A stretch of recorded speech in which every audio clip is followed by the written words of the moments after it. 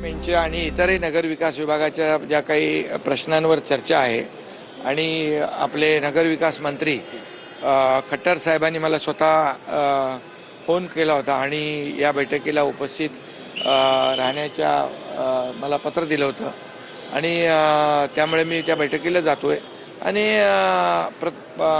आपल्या देशाचे प्रधानमंत्री नरेंद्र मोदीजींनी केलेलं जे काही अपील आहे त्या अपिलाप्रमाणे आम्ही अंमलबजावणी करतोय.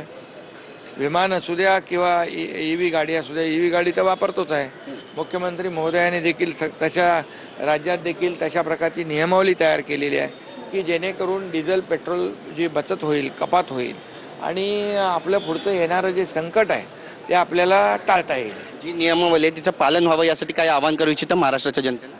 शेवटी प्रधानमंत्री मोदीजींनी जे आवाहन केलेलं आहे ते देशहित लक्षात घेऊनच केलेलं आहे, राष्ट्रहित लक्षात घेऊन केलेलं आहे आणि त्यामुळे देशहिताला प्राधान्य आपण दिलं पाहिजे.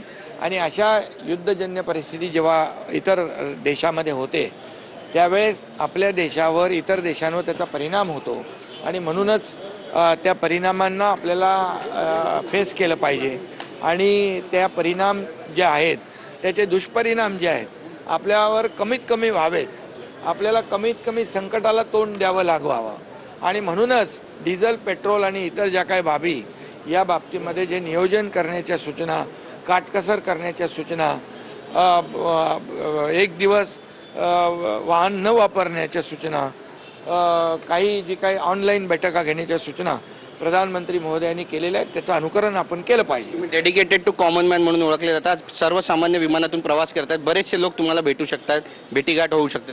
चांगलं आहे, वेगळा एक अनुभव आणि आनंद मिळेल. शेवटी मी लोकांमधला माणूस आहे, जनतेतला माणूस आहे, त्यामुळे जनता आणि माझं जे काही नातं आहे ते आपल्याला माहिती आहे.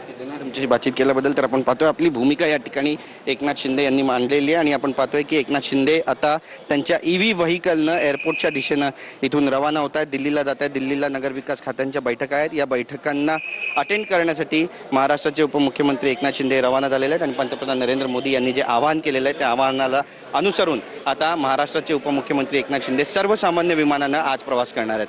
कॅमेरा पर्सन खंडुराजचं गिरीश गायकवाड, TV9 मराठी, मुंबई.